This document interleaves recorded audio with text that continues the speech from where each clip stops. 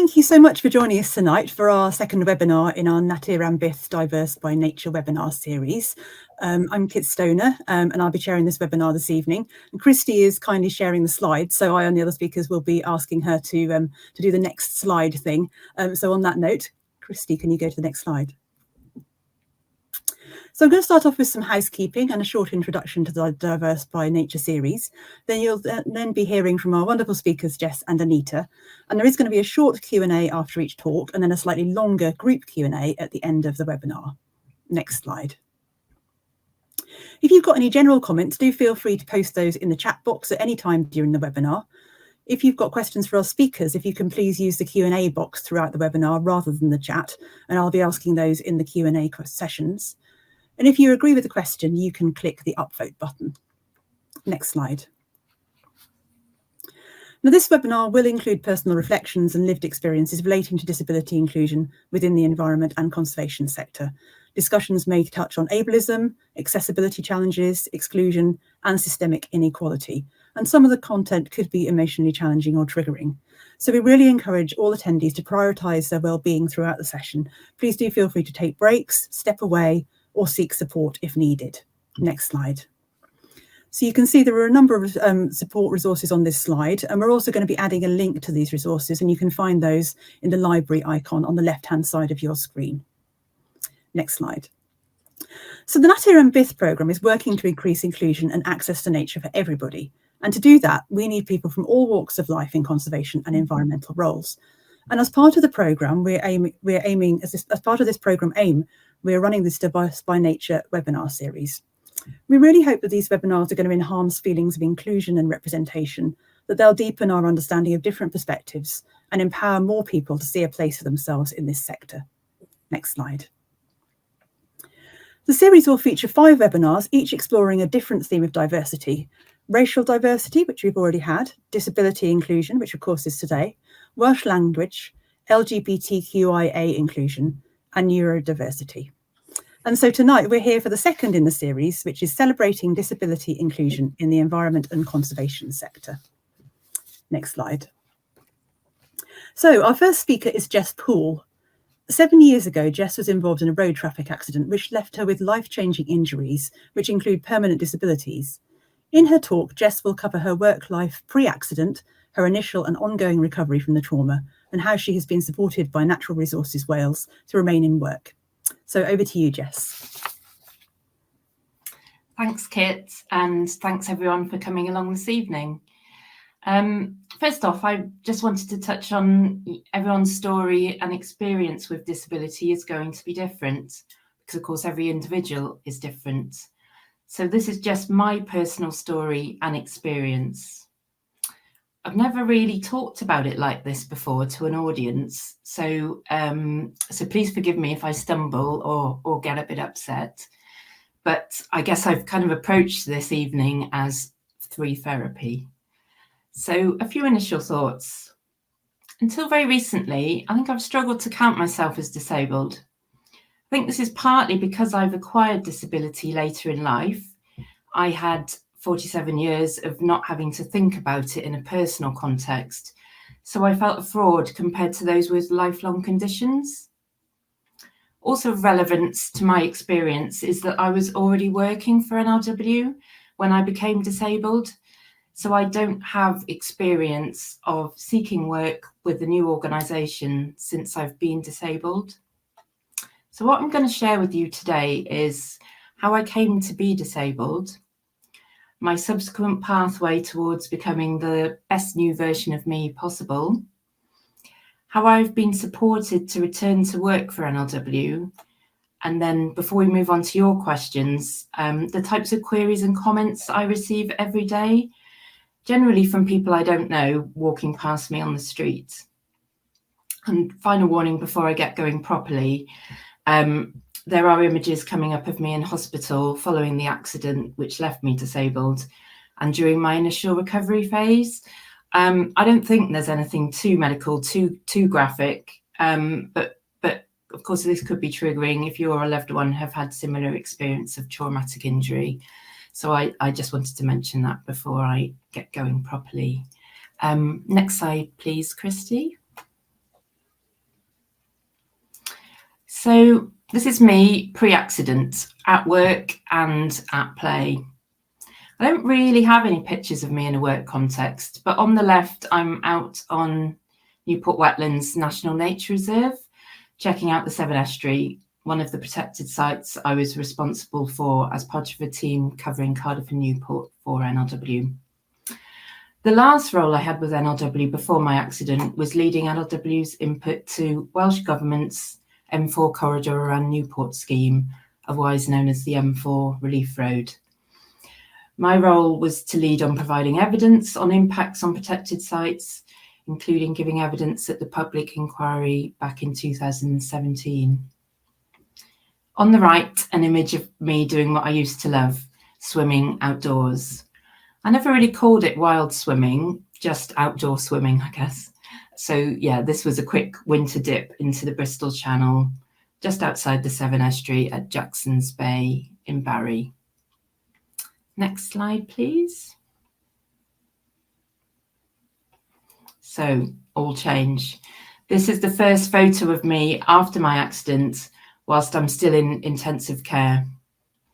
Prior to this, I'd been in an induced coma. There were no photos of this stage, as my family didn't want to take photos of me without my permission. So 16 days before this photo was taken, I'd been knocked off my bicycle and run over by a gritting lorry in the centre of Cardiff. The driver didn't see me. After initially being taken to the University Hospital of Wales in Cardiff, generally known as the Heath, I was helicoptered to Morriston Hospital in Swansea the following day, where their burns and plastic surgery unit was my home for the next 3 months. I was in an induced coma for 2 weeks, during which I was operated on nearly every day. I suffered what are known as degloving injuries to my left leg and right arm. That means that as well as broken bones, I lost my skin, some muscle and connective tissues. During one of these operations, the plan was to amputate my left leg, but mid-procedure, the team decided to try and save it, and I still have that leg. One of the nurses who looked after me, a mature student nurse called Carl, told me a couple of months later that being present in some of my initial operations were the best anatomy lessons he'd ever had. So just to give you an idea of the state I was in at that time. And that's not a medical professional with me, it's actually my brother. This is back in 2018, so pre-COVID, but precautions against infection were so tight that any visitor to my isolation pod had to go through 2 sets of PPE and strict washing procedures before they could enter this space. This photo was taken just after I came out of the coma and had stopped being intubated. I remember being incredibly thirsty at this point. And I've also just noticed and remembered that I'm not actually in bed there. The staff at Morriston were amazing at making sure you moved or were moved by them as much and as soon as possible. Next slide, please, Christy. So 3 months later, I was back home, but with a long road to the best possible recovery for me. Hence calling this thumbs up, best foot forward and fingers crossed. Actions I literally struggled to do initially because with my injuries, those weren't possible. Those of you who have ever been in hospital with leg injuries will know that you are not allowed to leave hospital without passing the stair climbing test first, so that you're able to cope at home.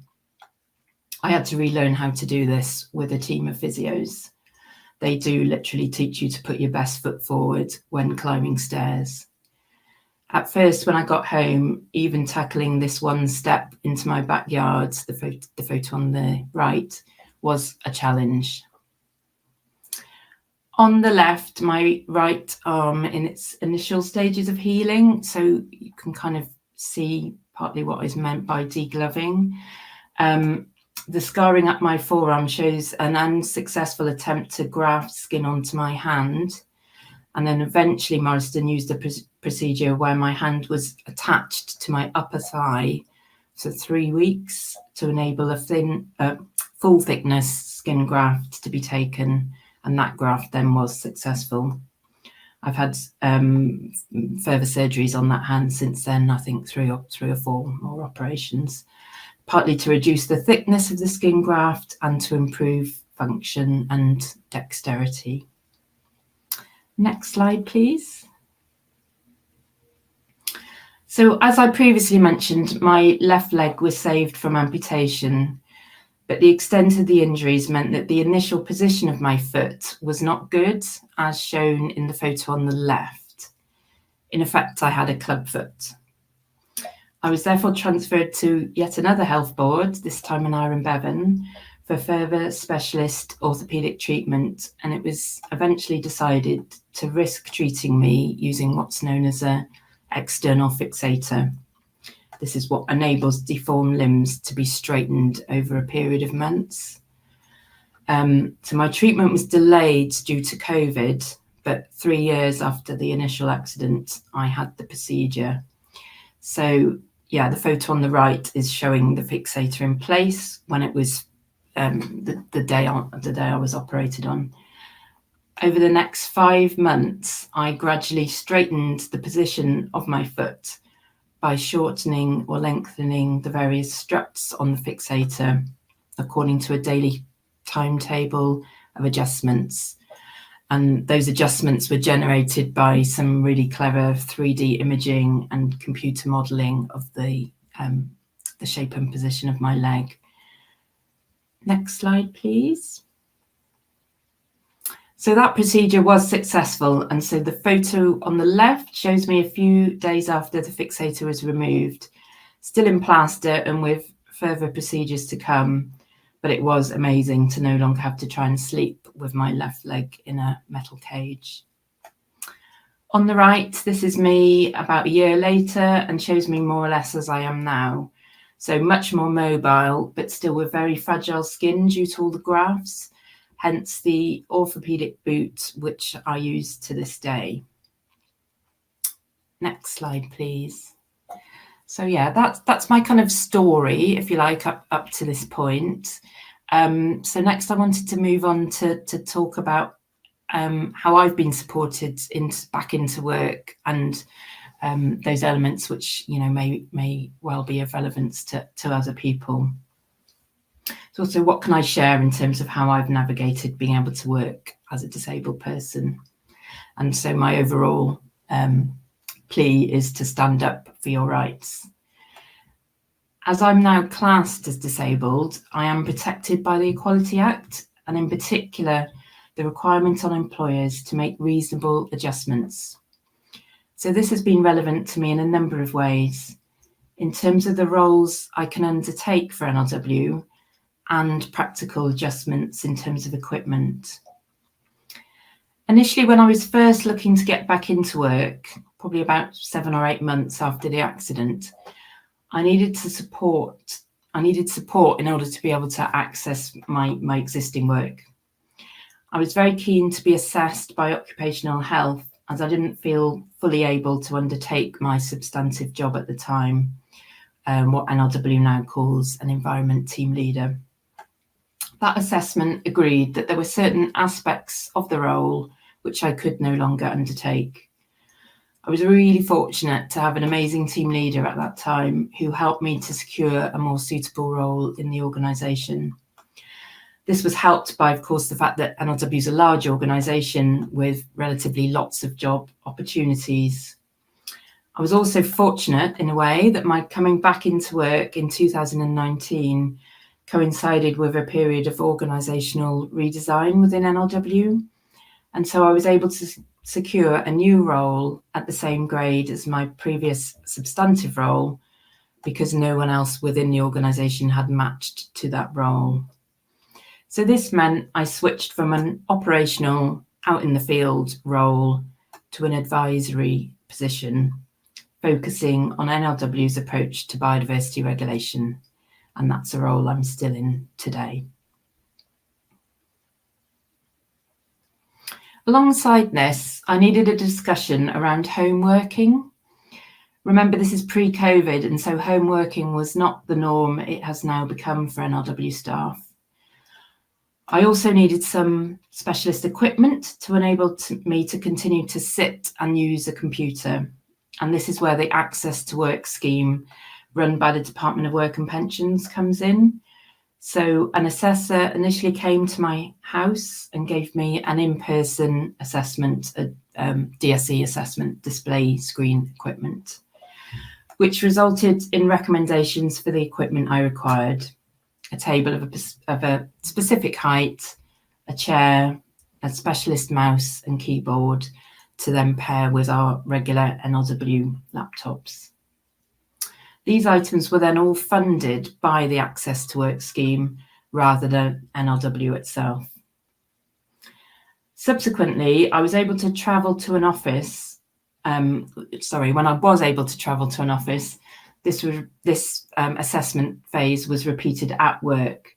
And so I had and still have 2 sets of equipment to reduce my need to carry items to and from work. So this actually meant that when lockdown came, I was already fully functioning to be able to work fully at home. Also worth mentioning is that the Access to Work scheme can also cover transport to work and transport for work costs. It isn't something I've made much use of because COVID struck just when this would have been of relevance to me, and I am now able to drive again, but definitely something to be aware of. Then turning to sort of financial and other support more widely, there is wider support available, and which was of relevance to me to help me to continue to work. First off, personal independence payment, or PIP, often in the news, so I'm sure you'll be familiar with that acronym. I currently qualify for both aspects of PIP. So PIP is split into 2 main elements: daily living and mobility needs. So I qualify for both elements of those. I use the mobility element of PIP to lease a Motability car, which I can use to help me travel to work and then for work as well. I had to be reassessed as a driver following my accident, and luckily for me, the reassessment centre for South Wales is only a couple of miles from my house. Given the injuries to my left leg, I'm now only licensed to drive an automatic car, but as part of my reassessment, I was able to practice driving an automatic, something I hadn't done before. Qualifying for the mobility element of PIP makes applying for other support much easier. For example, a blue badge giving you access to disabled parking spaces, and things like disabled rail cards, disabled bus passes. So I can use my qualification for mobility PIP as evidence, which saves me then filling out multiple pages of the various application forms for these various support mechanisms. Those elements are available to people if they don't qualify for mobility PIP, but the fact that I do qualify for it makes that application for these other forms of support so much easier. All of this transport support makes accessing work much easier for me. For example, because I live in Cardiff, if I travel to work in my car, I can park for free in an on-street parking meter space, which otherwise would cost probably up to £20 a day. Finally, on this, turning to organisational policy. So here I'm going to talk a bit about what is available to me as an NRW employee. So obviously these are NRW specific, but stemming from those legal responsibilities under the Equality Act, including the duties in relation to reasonable adjustments. So I've already mentioned the ability to work from home, and I'm talking to you from home right now. The COVID pandemic has certainly been a game changer on this in the context of working from home. I think what felt a little like I'd been granted a special privilege is now available to all, so I feel less different. In terms of recruitment, NRW offers a guaranteed interview policy for those applicants who declare a disability and meet all the essential criteria of the role. So yeah, it means if there are many applicants for a job, rather than being ruled out because of numbers, if you meet all the essential criteria, you will be offered an interview. And there is also support available for at the interview stage if required. You can also choose to have what's known as a work and wellbeing passport. The purpose of the passport is to help structure a confidential conversation between the employee and their line manager. So the idea is that you use it to discuss and agree adjustments or flexibilities required to help us work effectively and to function to our maximum capacity in a supportive environment. So the conversation involves balancing our needs as disabled people. Potentially, it could be the wellbeing and work passport can be used in wider situation than purely disability, but it enables that conversation about balancing our needs with the needs of NRW. In other words, in my context, it's a means of agreeing and recording the reasonable adjustments which may be contrary to other NRW policy. For example, if I need to drive for work, I'm allowed to use my own car, my Motability car, rather than the normal NRW procedure of booking a pool car. And those of us with mobility or other issues are also encouraged to have a personal emergency evacuation plan, or PEEP. So this is for those who may not be able to exit an office location in a kind of timely manner in a emergency situations, for example, a fire. So because it's covering those emergency situations, it's bringing into play the possibility that lifts may not be available. So we have a plan for how myself or others would be able to exit a building in those situations. And lastly on this, I just wanted to mention that NRW is conducting at the moment an internal audit on equality, diversity and inclusion, and all staff have had the opportunity to feed into that, including myself. So I'd say, whilst on balance, NRW is a good and supportive employer to me as a disabled person, there is always room for some improvements, and I've fed some of these issues and suggestions for improvement into that audit. Next slide, please, Christy. So just before I finish, I wanted to share some images from an exhibition I'm part of at Morriston Hospital called Who Am I Now? The exhibition is a project undertaken by a photographer, Lee Aspland, which he started actually before COVID. I think there are 9 of us featured in the exhibition as a whole, including Lee.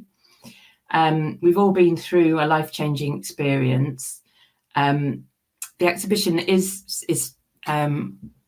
still visible in Morriston Hospital. It's on the walls, so you can see me on the way into the public canteen in the hospital, but it's also available online, and we'll be sharing the link with you all as part of the resources for this evening. There are originally supposed to be 2 images of each of us before and after our life-changing experience, although all the pictures were cleverly taken after. And the 3rd one was added, so the bottom one here was added to reflect our personal experience of the COVID pandemic. So this one shows me with that external fixator on, which I showed you earlier, but here it's in a better position to the image shown earlier. It's a good few months after it first went on. But yeah, this image, I suppose, is to show the kind of isolation of lockdown for me being compounded by the fact that I couldn't get outdoors on walks or cycle rides or swims like so many other people could at that stage. Next slide, please. So before we get to your questions, I'd just like to share with you some of the questions or statements which get thrown my way on a daily, weekly, monthly basis, generally by people I don't know out on the street, in a shop or in a queue. And as you can see, most of them are fine and I'm happy to talk, but you might think that some of these at the bottom, were you asking for it? So you kicked him too hard. What did you do to him? I assume that means to deserve these injuries in return, are rather shocking. But I have been asked these, or a variant of these, on many occasions since my accident, usually by men just walking past me on the street.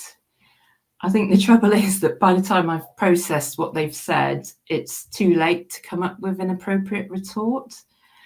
Anyway, I shall leave you with that thought. So next slide, please, Christy.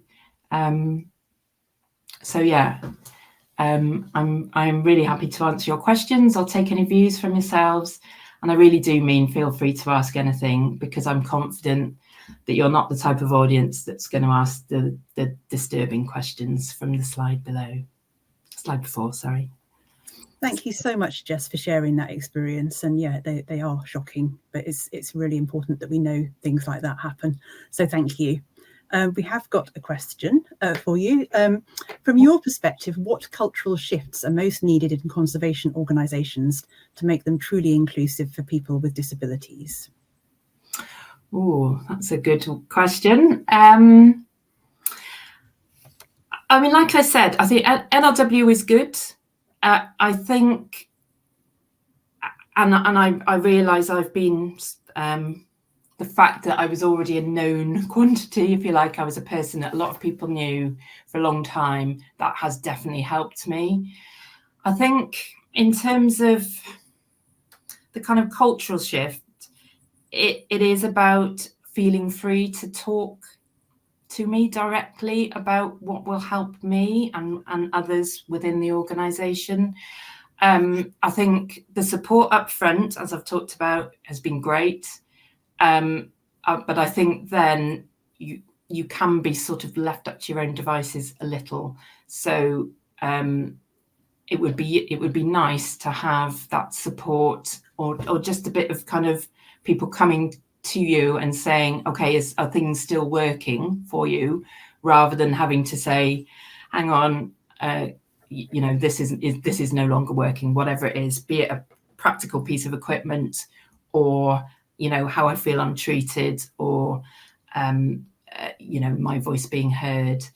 I think then sort of more widely, you suddenly becoming disabled, you can feel quite isolated, and then that can knock on into work, I suppose. So it's people recognizing that and being able to, yeah, make those adjustments, and basically feel free to kind of come and ask. I think that's what I said before, really. So yeah, you know, there's a lot that I can still do, and you know, I want to be able to, you know, be able to give that best of me, if you like, to work.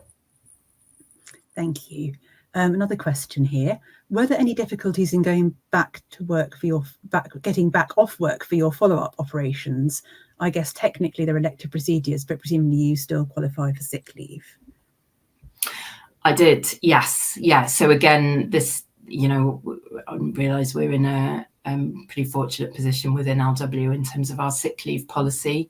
But yes, that's the procedure when I had the external fixator put on was a very last minute, because it was COVID, it'd been delayed.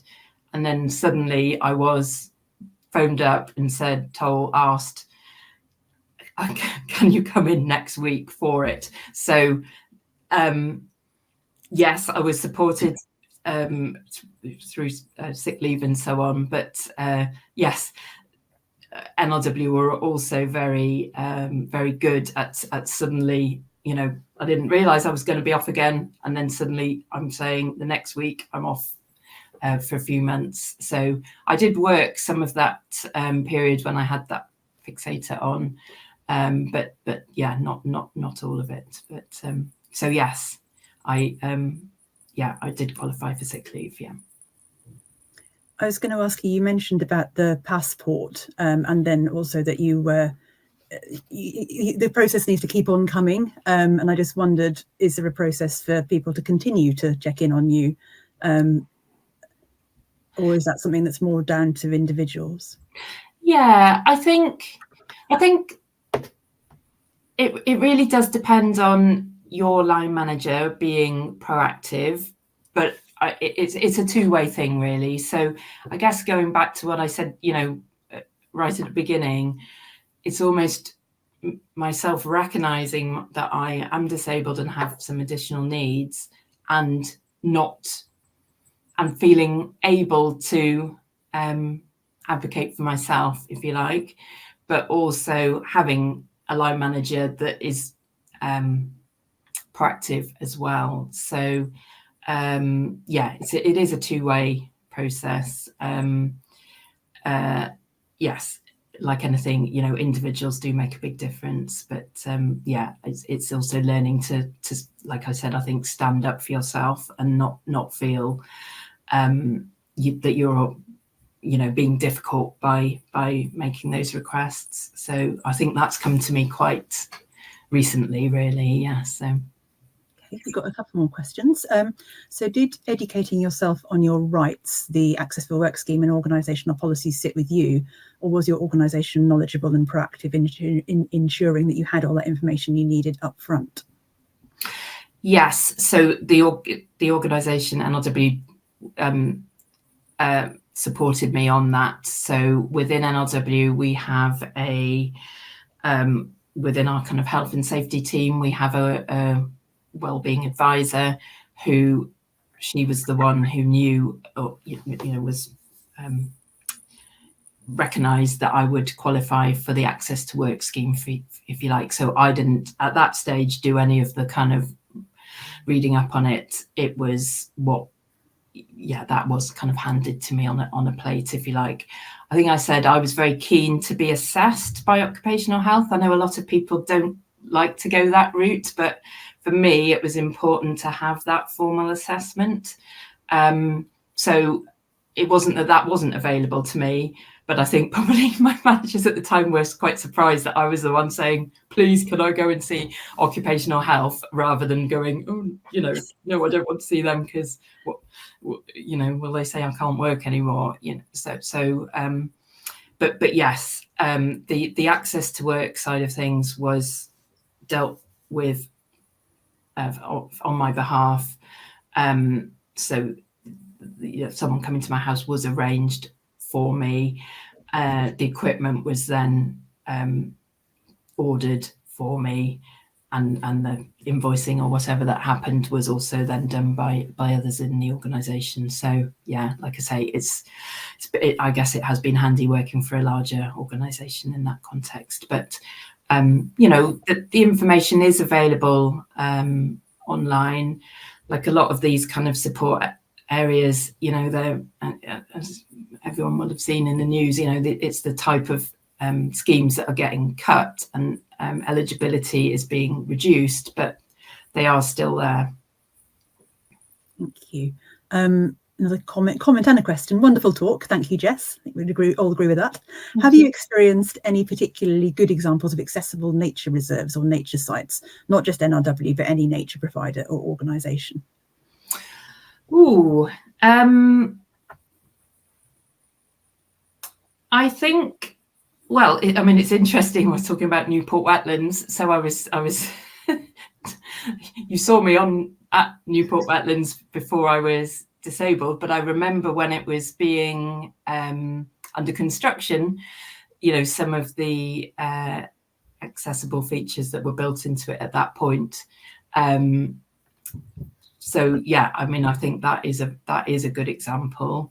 I can't think of any others off the top of my head, but I know Anita's going to be talking these kind of issues. And yeah, I haven't been to Slimbridge actually recently, but yeah, I know from in the past it's been a good site. Well, we're going to have the group Q&A later, so if any more occur, you can always come back and tell us then. I think, yeah. We do have another question now, though. In this sector, we tend to have very strong personal connections with the environment.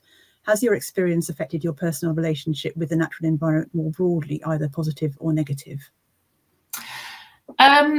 Yes, it has, in terms of really feeling I'm able to sort of immerse myself in the natural environment, I suppose. So, so I suppose that is a negative. But I guess it kind of changes your appreciation of the environment more generally. So, you know, perhaps places I previously wouldn't have kind of thought of it as natural environment as such. So like I said earlier, I'm in Cardiff. So, you know, some of the parks in Cardiff, Butte Park in particular, and the kind of wetlands area that's down on the edge of Cardiff Bay. I'm probably much more appreciative of those areas as a natural space than I previously was. I knew and loved them before, but you know, now they are my friends, if you like. So, and I think, you know, again, the kind of coincidence, if you like, of the COVID pandemic, not that long after I was became disabled, increased that as well, because of the the fact that we couldn't travel. Even if you could travel, you couldn't travel. So yeah, so yeah, I think probably what I miss the most is really being able to get into the sort of heart of a woodland. Yeah, so that would be because they're often so kind of boggy, I suppose, and then that's my issue with my leg needing and the sort of fragile skin. So you know, it makes sort of getting off road, if you like, difficult for me. So into wet environments. Yeah, that makes sense. I think in a very timely way, we've run out of questions just at the time that we needed to run out of questions. So thank you so much, Jess. We will be getting you back onto the main stage later for the group Q&A, but in the meantime, thank you very much. Thank you, Kit. Thanks, everyone. So our second speaker is Anita Eade. Anita's got 30 years of leadership in the charity sector, and she brings a wealth of experience in scaling successful initiatives and securing major funding. Her talk's going to focus on embedding access of all kinds into the core operations of environmental organisations. She's going to share practical strategies for making inclusion a driver of performance and impact rather than a peripheral concern, and show how accessibility can strengthen both nature recovery and organisational success. So thank you. Over to you, Anita. Hi, everybody. Thanks, Jess. That was a great presentation and really, really great of you to share your experience. And I think sharing experience matters. There aren't many disabled leaders in the charity sector. And I don't just mean the environment sector, I mean the charity sector as a whole. So us sharing matters. So I am going to give you a bit of a whistle stop, and it will be a whistle stop. I do talk very quickly, so sorry for those of you for whom that's a struggle. I do try and slow down, but it's one of my things is I do speak fast. And this presentation I've called Life on the Edge, because that's kind of what it feels like, right? When you're disabled, it feels like you're on the edge of everything, on the edge of life, on the edge of society, on the edge of work, on the edge of the wetland because you can't walk across it. And I sympathise with that position about where you can walk. So a little bit about me, next slide. All right, so who am I? I am a mum of 4. I am regularly called a difficult woman. I can kind of live with that. It's a badge of honour. I was going to get T-shirts made with it. I am a keeper of chickens, which don't tell my wildfowl friends at work. I love chickens. I have many of them. We've got a small holding. I'm an outdoor person at my heart. I am a boss of, at the moment, about 70 people at various points in my career, 200, 300, 400 people. I am the boss of people. I'm going to come back to that later. I am a genius. My usual response after that is, I'm a genius, bite me, because usually the response if a woman says she's a genius is that you're arrogant or you shouldn't say it. But I am. By any measure, my IQ is 160. I have multiple degrees. My emotional intelligence is pretty high. By any measure, I'm a genius, yet all the time, the only thing I ever get asked to describe is my deficits, is the things that are wrong about me to enable me to get a blue badge or to get access to things or to talk about my disability. We have a deficit-based model in this world. We never talk about the positives. I am an adventurer, I always have been. I've got a lot of metal in my leg from falling off a mountain. I'm a wild swimmer. The picture that accompanies this is a wild swimming picture. I am still an adventurer at my heart and in my emotions, but in my practice. I am regularly in pain. I'm not sure I'm allowed to say that word here, but I am that, regularly, told that, often, including when I've asked for reasonable adjustments for my disability. Not in my current job, I should say, but I am going to come back to that. I'm a connector. I run the Women's Leadership in Protected Landscapes network. I bring together massive coalitions. Generation Green was a massive coalition bringing together a whole bunch of national landscapes and charities to get more young people outside. I am a director. So at the moment, I am the director of WWT, the wetland charity. And Slimbridge is amazing for access, by the way. And that's one of the reasons I went to the organisation. But before that was a director of a national park, South Downs National Park. And before that, a director for 5 years at YHA, which is the Youth Hostel Association. That's what my mother thought for many years was the YMCA. I am wild by any definition. I am wild in the way that I live. I'm wild in my personality. I'm wild in that the outdoors brings comfort. And one of those questions earlier was really important. You know, the outdoors is brilliant. Blue-green health, we know its benefits. And yet those benefits quite often require you to be fit and fleecy. Well, I ain't fit and fleecy. I'm fat and 50 something. All right. That wild benefits that we have, we don't access equally. I'm a lover. I just think I need to say that still. I just stress of my husband. Want to be really clear on that. But that matters, and I'll come back to that in a second. I'm a swimmer of seas, climber of mountains, and I am and have been called an overly ambitious woman. It was not in a good way. However, it is now my stand-up comedy title.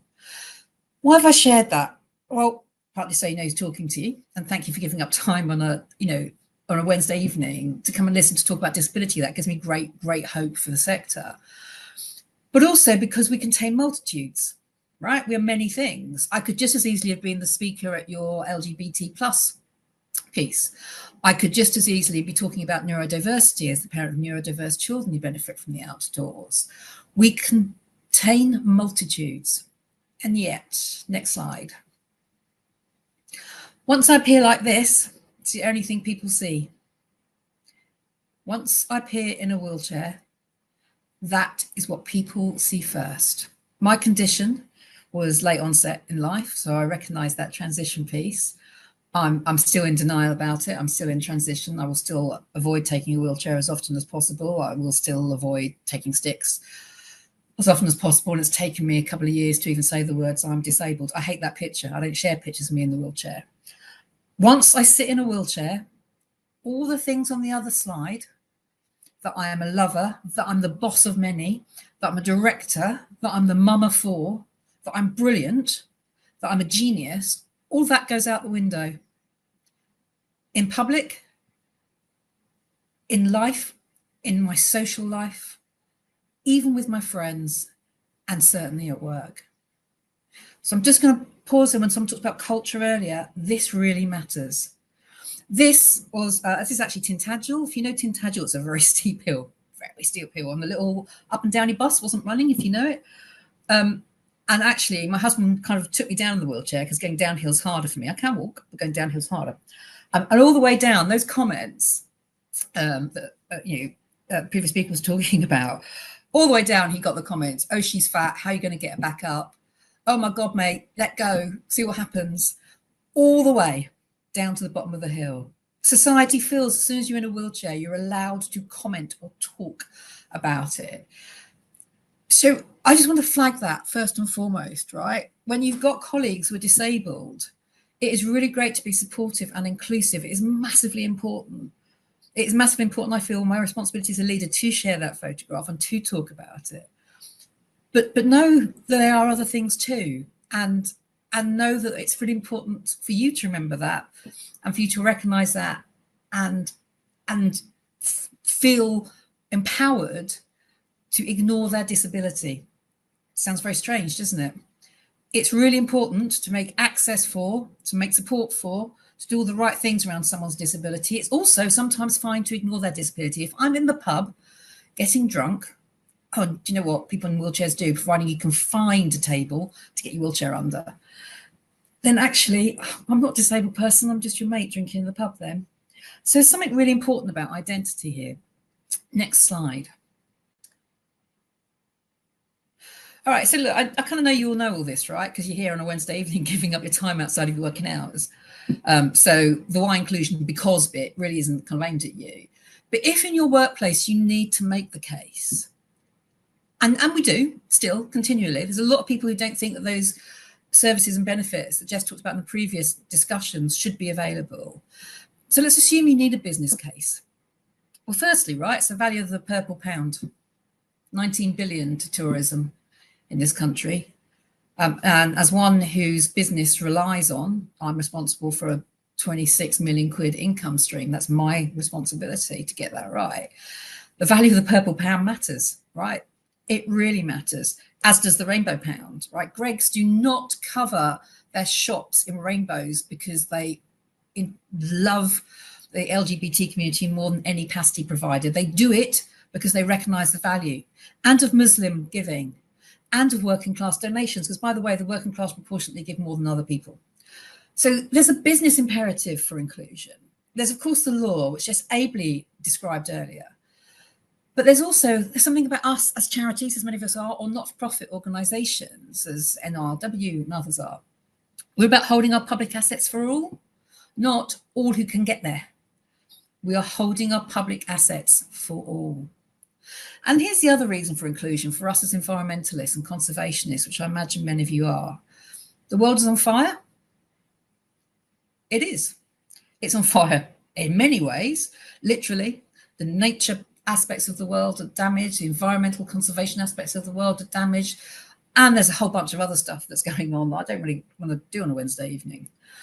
But maybe that will take some different voices. Maybe there will need different experiences and different people. And maybe we need different views to fix some of these problems, and possibly maybe different to the ones who set it on fire in the first place. So why inclusion? It's my life's work. Except it isn't my life's work. I'm a charity leader and director. I've run some of the biggest organisations going.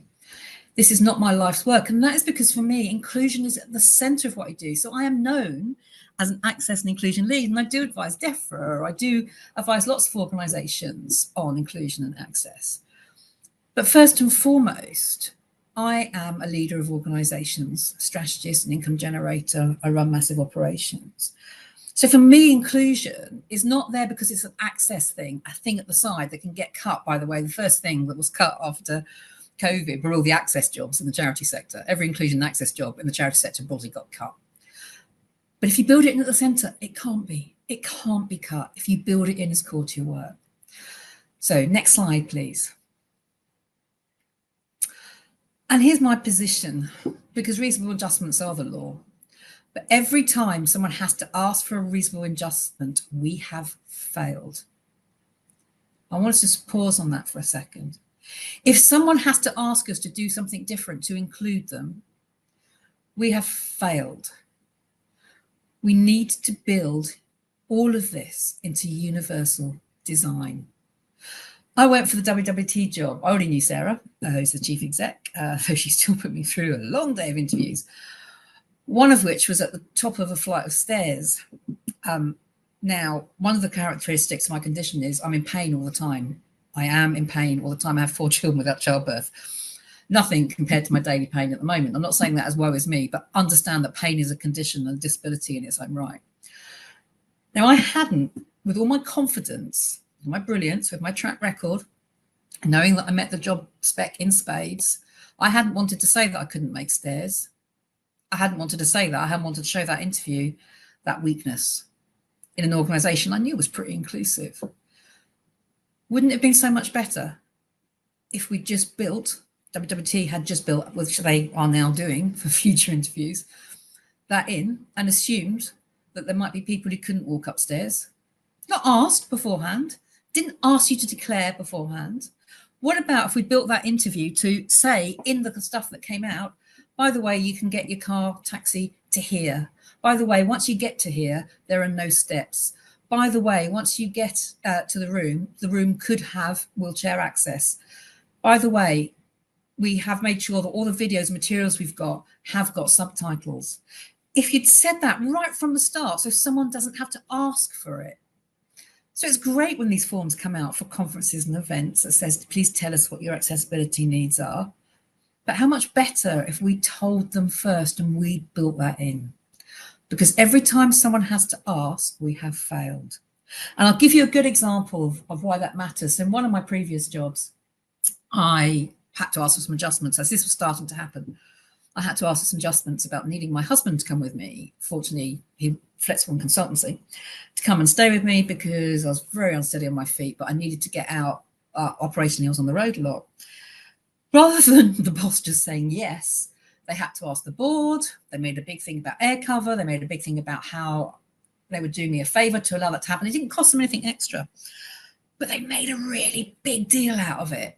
And then for the 2 years after that, they made me feel like they'd done me a favor, even though I was one of their highest performing employees. And all it was doing something to make me do my job better. And notice what I said there.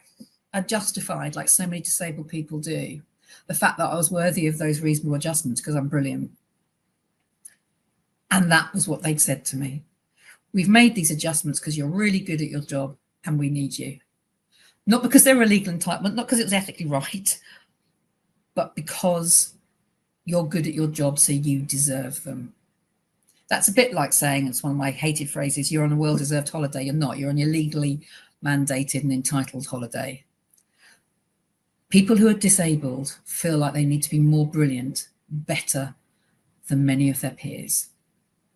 They are frightened of making a mistake and they are frightened of being less than. So next slide. Right, so look, I just want to say it's not all doom and gloom. There's amazing practice out there. Like I say, the group of you that are here gives me much hope. The other talks that I do, the people I work with in my own organisation, WWT, where I've been there just over a year now, some astonishing practice, right? Really positive practice. So it isn't all doom and gloom. But here's a few bits and things that you can think about and some examples. So first of all, change who develops your programmes of work at every level. So think about your services, internal services, external services. Where do you get your ideas from? Think about it. Stop. Ask yourself that question. Stop and think, where am I getting my input from? Is it the same people? Is it the same people all the time? And do you know what? In this fit, fleecy, middle-class, liberal, white, male-dominated sector, and it is, and please don't come at me at that. Well, you can come at me at that. I'll just give you all the data. We get our ideas from the same people. We get groupthink, right? And therefore assumptions are made all the time. It's the same reason that during COVID, it didn't occur to anybody to get PPE that fit women in hospitals. It's the same reason that crash test dummies for road crash testing were always made for a 5'10" heavier man, because that was the average road user, which meant that women kept dying in car crashes until they realised. If you do not build your internal programs of work, like HR, finance, or your external programs of work, the services that you offer with other and different people, you will only get one view. So go and find other people, go and talk to other users. And one of the examples in the reading I've given is something we did at YHA, which was called Outside Voices. Double play, right? It was people who played outside. It was outside voices because they were people that should have been YHA's target audience but didn't come to us. Have a look at it if you get the chance. It is presented in a very different way. It uses graphic illustration, video, poetry and other things because it's always white, papers with lots of words, blah. But look at that, because what that did was captured stories of a whole bunch of disabled people, different people, who told their story about the outdoors. So quite often in conservation in the outdoors, we go, yeah, but they don't like the outdoors. They don't like it. They don't understand it. They don't want to access it. Listen to different voices, go and ask. And I'm going to challenge you to do that. If you do one thing from this, and you're here on a Wednesday evening again, so I'm pretty sure you're already doing it, go and ask someone different. The second thing is start thinking about entitlement, not adjustment. Change your language, because it matters, right? This is, yes, it's a legal entitlement, it's a human entitlement. It's our responsibility as holders of public assets to do this, right? We're not doing it to be nice. We're not doing it to be friendly. We're not doing it because we're kind. We're doing it because people who are not the same as us have the same entitlement as us to the resources that we have. So start thinking about it through that lens. And to that, as I've already said, think universal. So what does that mean? Well, look, these slides are a bit dull, right? They haven't got any pictures on. That's because I ran them past the PowerPoint accessibility checker beforehand. Did you all know PowerPoint had that? So PowerPoint has an accessibility checker that allows you to check your slides for people who may struggle with dyslexia. Black font, a serif font on a white, cream would be better, but funny enough, PowerPoint doesn't have that easily. Background is better. It talks about less words. It talks about not a whole bunch of confusing images. Now, some people will like the images and that will help them. So there's always a balance. But that's a universal design. That's something you could all build in straight away. You could all build in, if you haven't already, the dyslexia-friendly criteria to every single thing you do. And that will not cost you money. That will cost you a bit of time and thought. Thinking universal means when you hold a conference, as I said earlier, have things there already. And yes, there is a marginal cost about that. So I'll give you an example. I recently pulled together at London Wetlands Centre something called the 11 Million Postcards Programme, bringing together a whole bunch of charities to talk about family access to the outdoors. We told people before they came what was there for them. We told them exactly as I said earlier, how they could get out of a car, how they could get out of a cab. We also said that all the food was vegetarian and gluten free. That meant for a lot of people they didn't have to ask something special. We're moving towards making it kosher and halal as well, because that again takes it further forward. We got signers in and we made sure that every video was captioned, even without asking, which meant that people with hearing impairments didn't have to ask for it. Marginal extra cost for the conference. Thinking universal means people don't have to ask. And sometimes, you know what? Sometimes asking feels like begging. That list of things at the beginning, I'm pretty confident you get that right. I'm pretty successful. I don't suffer fools gladly. Anybody who knows me knows that. I don't like asking for it. So if I don't like asking for it, knowing that I'm powerful and people can't broadly touch me, how does other people feel asking for reasonable adjustments? I always ask myself that. And telling, so people don't have to ask.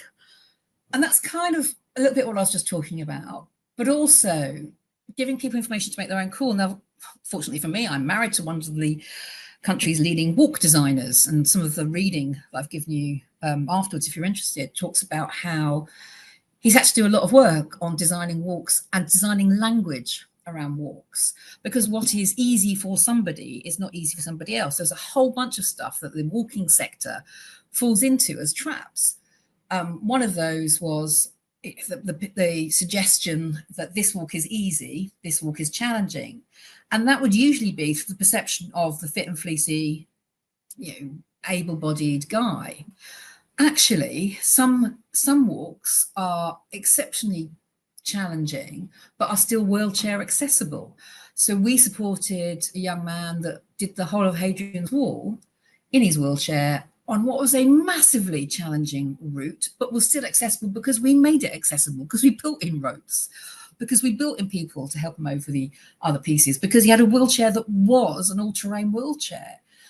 So we need to change our language. So Matt's work is increasingly around how we give people the information that they need, not what we think they need, but what people need to make their own decision and their own call. For me, that means for every route we do, I need to know where there's a bench next. Benches are the best invention in the history of time. Benches are amazing. And my challenge for the National Trails last year was to sit on 75 benches for their anniversary, and I managed it. And if you follow me on LinkedIn, you'll see all the photos of that. All those things are about giving people the information to allow them to make informed decisions themselves, but not making assumptions about what's easy, what's difficult, what's challenging, what will work, what won't work. And I say that as well as a parent of neurodiverse children who, when they go outside, my child with Tourette's, I said I have 4 children, one has Tourette's. When he goes outside, he stops ticking, right? When he goes to a national park, when he goes to a wetland centre, when he goes to national landscape, when he goes out in the green and the blue, he literally stops ticking. He's 14 years old. The tick's so bad he can bruise his face. And he goes out. And actually, we go to places that we know have quiet spaces, not just the green and blue, but we'll have toilets without hand dryers, which drive him mad. They actually set him off. We go to places where we know that the staff we meet there are likely to be accepting if he does tick, to places where the cafe has quiet spaces, to places where the cafe has people who are trained in autism, which is also part of his characteristic. Tell people those things. Tell them you've got those things. If you've got them, tell them. And look, this last point here, and we've kind of heard this already, I'm late into the disability world. I've always had mental health issues, always had PTSD, mental health issues, but late into the disability world. And look, we should design the world as if we were all going to become disabled, because do you know what? If we're lucky enough to live long lives, we will become disabled. We'll become physically less able. We'll probably become mentally less able. And that's not a depressing thing. That's just a reality. And if we design the world with that in mind, then actually everybody gets better. And one of those things, I'm just going to give it one other example because I'm conscious I'm rambling and I don't want to run over on time, is around language, right? Language really matters. How you describe things matters. You've got a sense of that from the way I've spoken today. But the average reading age in this country is 10, 11 years old. If you design everything you do remembering that, then actually you fix it for everybody's got a learning disability. Everybody's got a learning difficulty. Everybody's got English as a second language. Everybody who's older and is struggling with their words and with memory. So some of those things that are universal work for many of the groups you're interested in supporting. So just on to the last slide. I think it's the last slide, or nearly the last slide. So the most dangerous word, there are lots of dangerous words, but the most dangerous word for me is they. All through my speech, what I've been talking about is my personal experience. And my personal experience is very different to Jessica's personal experience. And it's going to be very different to the personal experience of other people with disabilities. And indeed, as we said right at the start, we contain multitudes. We are many things. And actually, we can be all those things at once, one of them at a time. And one day we can be one thing, and the next day we can be something else.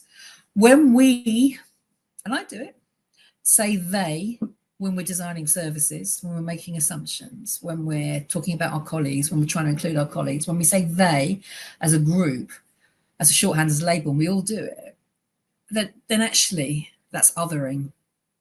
And I guess if I think about that second slide, that slide of me in a wheelchair, I don't want to be othered because of my disability. I want to be all the things on my first slide.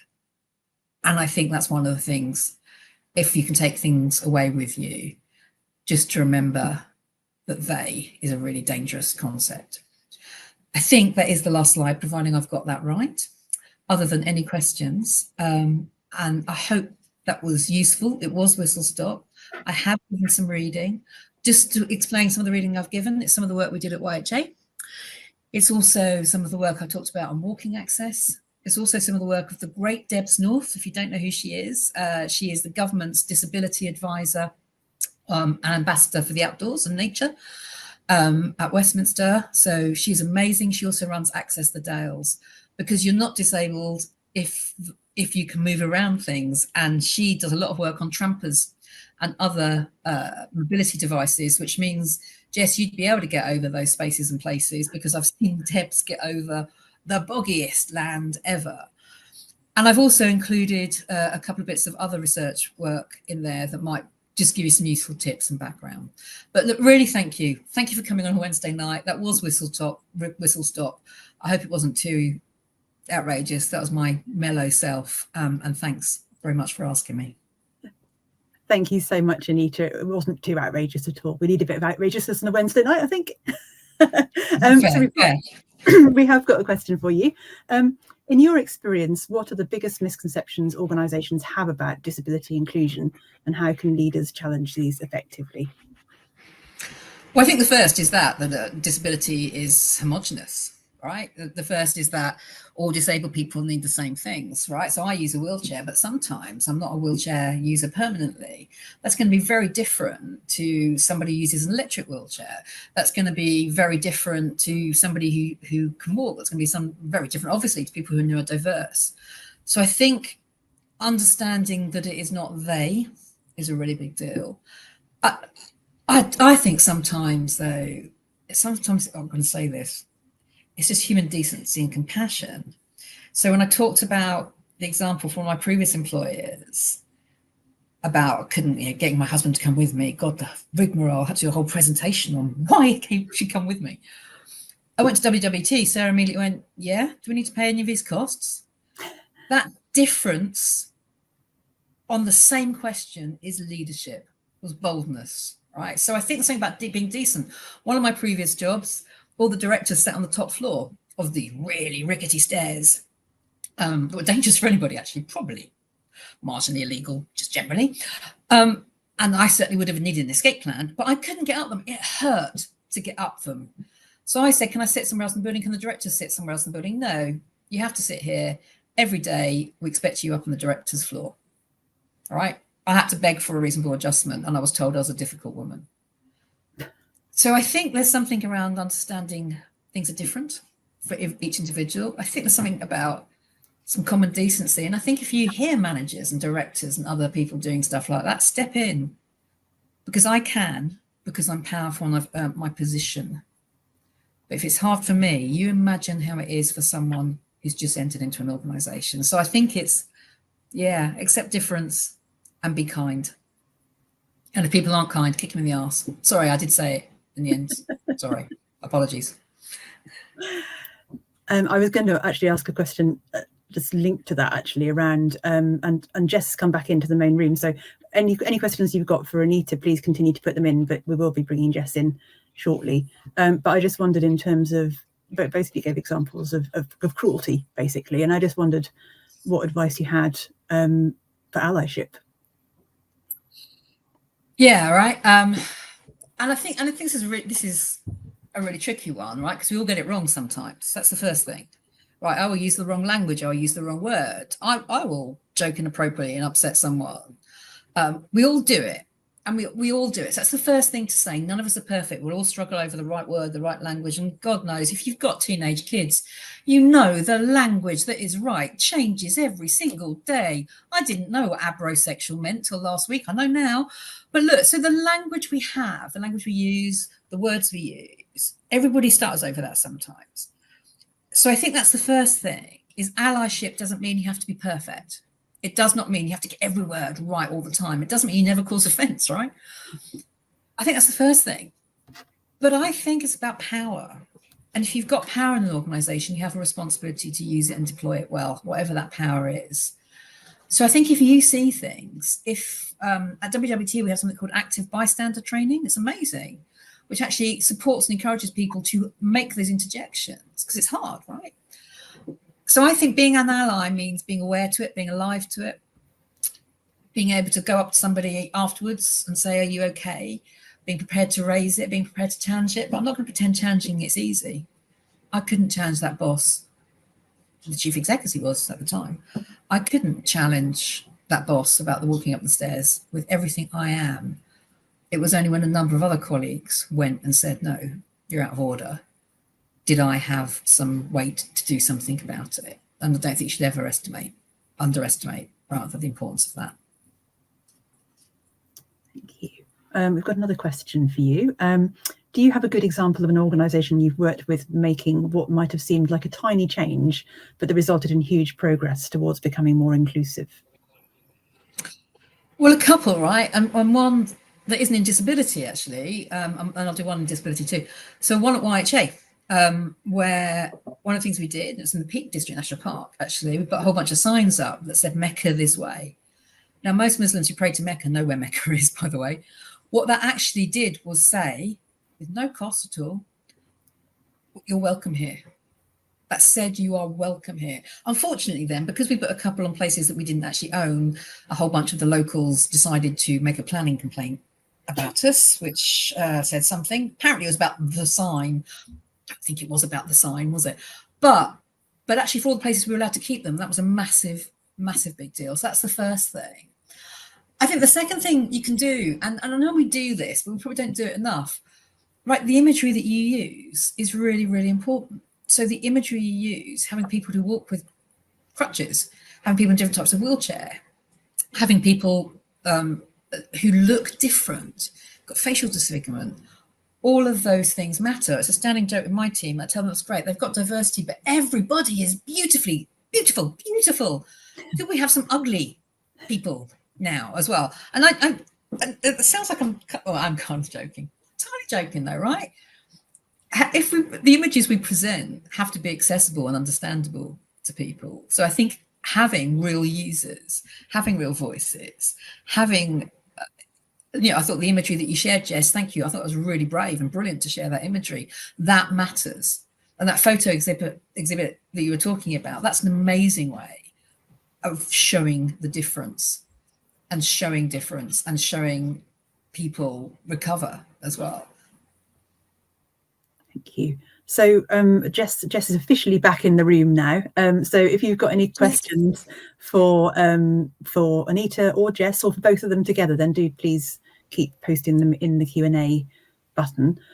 Jess, if you don't mind, I was just going to, before the questions start pouring in, I was just going to ask you the same question I asked Anita about allyship from your point of view. What would help?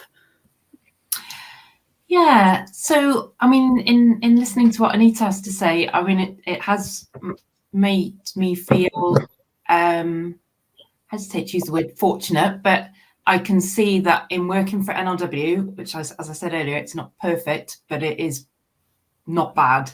It's not bad. I've never had to, face any of those kind of challenges that Anita was talking about. Yeah, in terms of allyship, I think it's just, so yeah, those questions that I was sharing earlier that people ask me, no one's ever asked me those bad ones, seemingly bad ones in work. And let me just emphasize that. I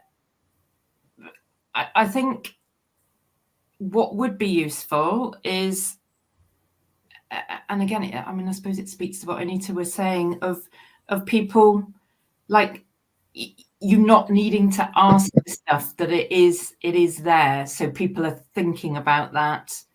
I mean, I like what Anita was saying about stuff just being kind of universally available, but that it is just at the forefront in people's minds to just ask, and to kind of recognize that maybe you just need that tiny bit of support to do something.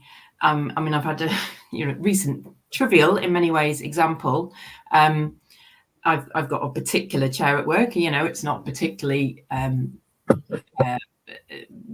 special, but it's been purchased for me, and it has a few more gizmos than the average NRW chair. Other people do like to sit in it when I'm not there and adjust it to their need, to fit them. And that's been sort of bugging me for a bit. Not that people use it necessarily, but it's like, if you're going to use it, I need it to be how I want it to be, or how I need it to be. And in asking, a few colleagues about that, including some of our kind of our kind of DSE type specialists, they're like, oh, well, just put a sign on it and ask people not to adjust it, and if you could adjust it back to how you need it. And I had to kind of say, well, actually, I'm not quite sure I know how it was before, and also I struggled to make those adjustments physically myself. And I had to point that out, rather than that being like, okay, let's get someone to just get the chair right, and you know, we'll put a note on it saying, feel free to sit in this, but please don't adjust it. So yeah, it's in a way it's a trivial thing, but it's I suppose it's a symptom of a wider, not a nasty culture, but just a kind of not thinking culture. Yeah. So in those circumstances. So yeah. So allies, I suppose, yeah, just having that open mind, you know, thinking. Thinking. I was about to say thinking. That feels like the being supportive. Yeah.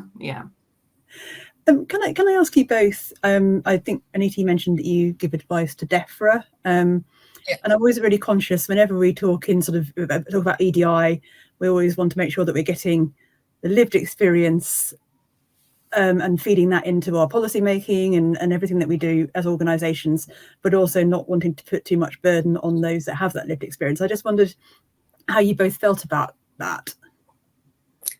Well, look, I mean, I do it a lot. And again, I do it a lot because I've got postgraduate degrees in access and inclusion, not because I'm a disabled person. And I think that's a starting point, right? I happen to have the lived experience, but I'm also a technical expert. And I think what we tend to do often is equate those. It's something about having people with technical HR, legal, for me, organization development, design skills. And that's one thing. And then having people with lived experience, and where they can be the same person, that's obviously quite helpful. So my experience of doing that, for example, at YHA, at Different Natural England, similarly, we sort of built up communities where we had long-term investment in how you build up communities that you work with. So the stuff I've sent around for YHA talks about Outdoor Citizens, which is a network of agencies and small organizations that YHA work with for a long time. And part of that is how you work and respect that lived experience. So what was happening at Natural England all the time, love that, I can say that, right? And DEFRA, I can say it, love them. But what was happening is they were constantly pulling in people with diverse experience. So people from minority ethnic backgrounds, global majority, LGBT plus, disability, even brought some young people in, wow. And they brought them in constantly, asking them to relive their trauma, quite often, a deficit model, as I said at the beginning. And quite often they were the only people that weren't paid in the room. So quite often you had a whole bunch of experts listening around for all this trauma, share us your trauma, share all your stuff. So what we did is introduce policies of payment. So that everybody who spoke at those things had the same pay as the people around the room. So your personal experience was as valued as your professional experience. But what we also got people to start to commit to is what we're going to do about it differently. Because what was actually happening is people going back again and again and again, and there was no change. So I think those things are about respecting and reflecting that there's a power difference. And I think those things are about valuing that lived experience, both cash valuing and valuing that if you're going to ask people to relive their trauma, you need to take action to do something about it. But it's not, I'm going to stress again, right? Having said DEFRA and Natural England call me in regularly, and they do, as do other charities. In my consultancy work beyond WWT, that happens a lot. I should just stress that people are trying to do the right thing most of the time. The number of people who are bad, number of people who truly don't want inclusion are limited, more limited than the populist press would have us believe. Most people want to do the right thing most of the time. And I think I always start from that position as well. But it is not easy affecting that change because people in power don't want to give up power. And do you remember what I said at the beginning? I researched it. Of the top 100 charities, only 3 people will say on their website or in their biographies from the CEO that they use a wheelchair. The top 100 charities in the UK. That doesn't feel quite right. That's power. Jess might have other experiences. Yeah, I guess I've got a different take, different perspective. Like I think I was saying, it's individual, isn't it?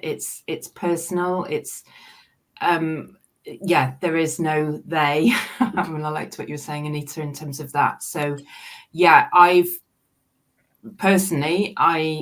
welcome being asked to be involved, to be part of these kind of considerations. Yeah, even that photographic exhibition. The medical team that supported me at Morriston, one of them, who I still see as part of their outreach team, she was very wary about asking me if I wanted to be involved because of that kind of reliving trauma. And I think it's individual for everyone, and it can change for everyone. Yeah. I said, this is the first time I've talked about it to an audience. A year ago, a few months ago, I don't know exactly. I might not felt able to do it, but I could kind of hold it together, if you know what I mean. So it's going to change for an individual over time, but I'd say it's always worth asking. Awesome. As long as you ask in the right way, where there's no pressure. Thank you. We've got a flurry of questions now. So the first one is, are there any star organisations in the environment sector re disability representation and accessibility that we can learn from? Well, I'm going to say WWT, right? Thought you might. But I am. Not only have they got a disabled director, they've got a significant number of disabled staff, right? But more than they've got the culture. I've been around a long time. I am now quite old. I'm going to have to change the fit and what is it, the fat and 50, because I'm nearly 60. So I have been around a long time. And it's an organisation that, from the top, from the chief exec, right, actually from the chair, says we're going to be inclusive and won't always get it right and doesn't always get it right, but has built systems and policies to start to get it right. And our sites, of course, benefit from being some of the most physically accessible in the outdoor sector. That is not because wetlands, by the way, are naturally accessible. They are not, as we've rehearsed already. But the boardwalks that we've built, taking people right into the centre of nature. The fact that when I went to the London Wetland Centre the other day, I was whacked after a council meeting, wanted to go around to check something on the site, could just get a wheelchair just like that. Didn't even have to phone up in advance. Wasn't even because I was working there. Could just get a wheelchair. In fact, I could get a mobility scooter without paying for it. Didn't have to. That wasn't because I worked there. That was just available. So I would say WWT for its culture. One of the things I've put on, I hope I've put onto the learning, and if not, look at it, is the way that for all our sites, they have social stories, they have videos beforehand to show people what it's like from a disability point of view and autism point of view. I'd say WWT, and the other one, and that kind of matters because I love my blue and green space. Remember, I'm an adventurer. And you said it earlier, Des, about not being able to get into the middle of the woods anymore, right? But being able to get into those spaces matter. And I love it because WWT's built that in. The other one, which is a conservation organisation and a zoo, is Marwell Zoo. Actually second to none on their entire inclusion approach. Absolutely second to none, and well worth a visit for anybody who does like zoos, and I know everybody does. How about you, Jess? I realise I'm not sure. NRW for a long time, so you might not have the same experience.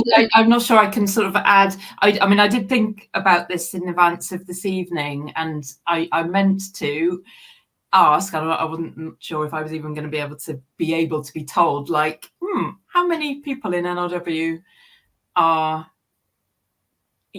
have registered in some way that a disability, if there was some kind of percentage figure. And I didn't get round to doing that.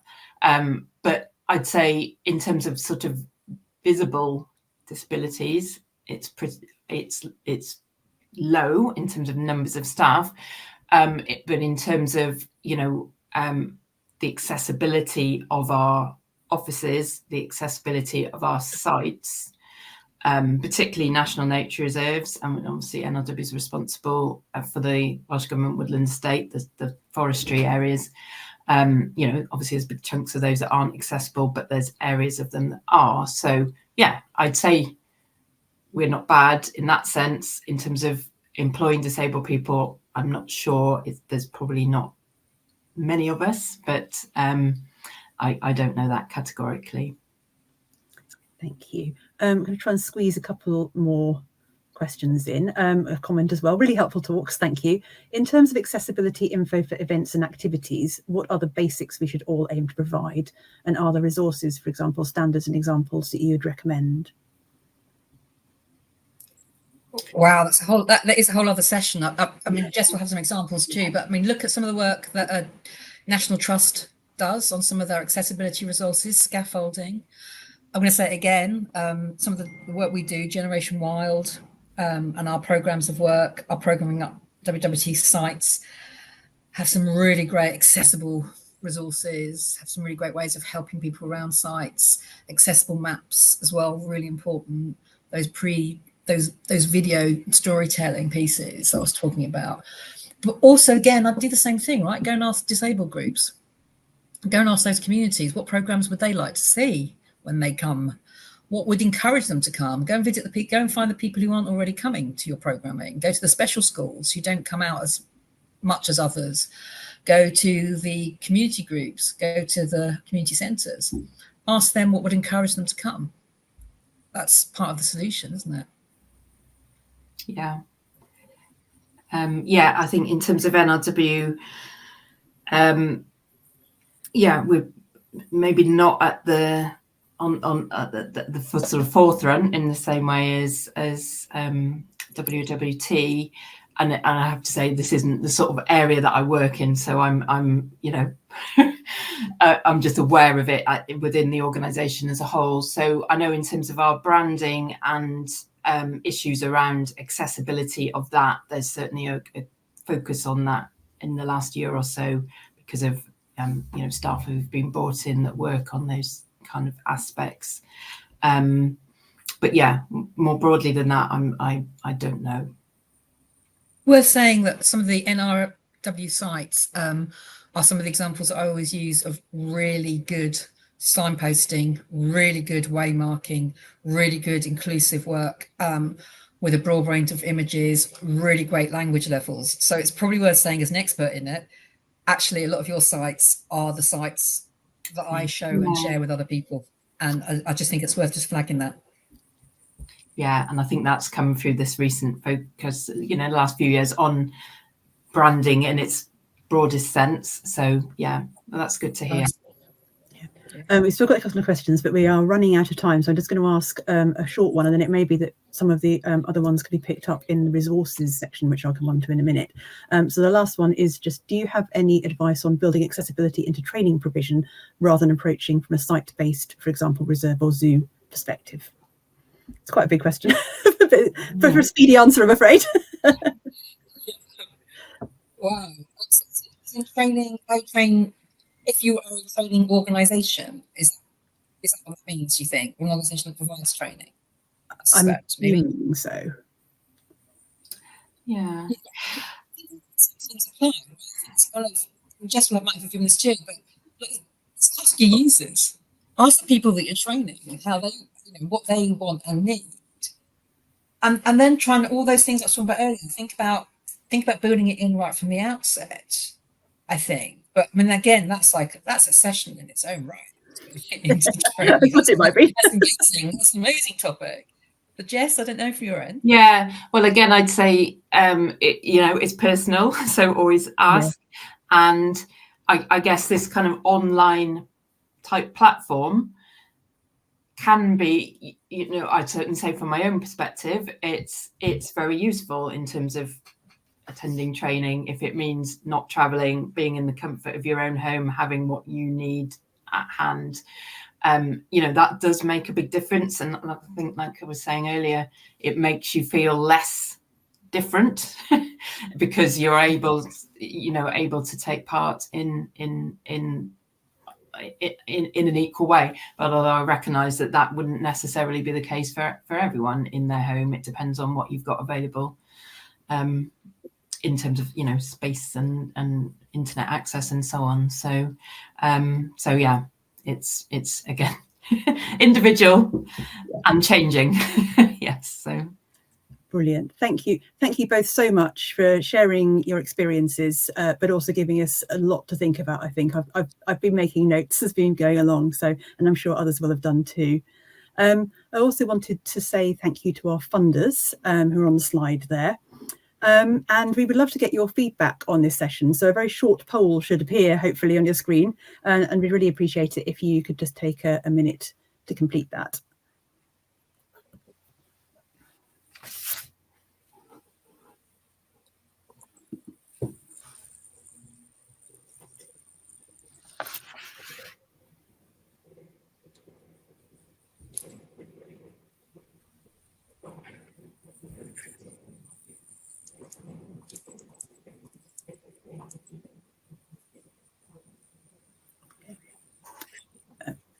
hopefully that's given people enough time. So I'm just going to go on to the next slide, please, Christy.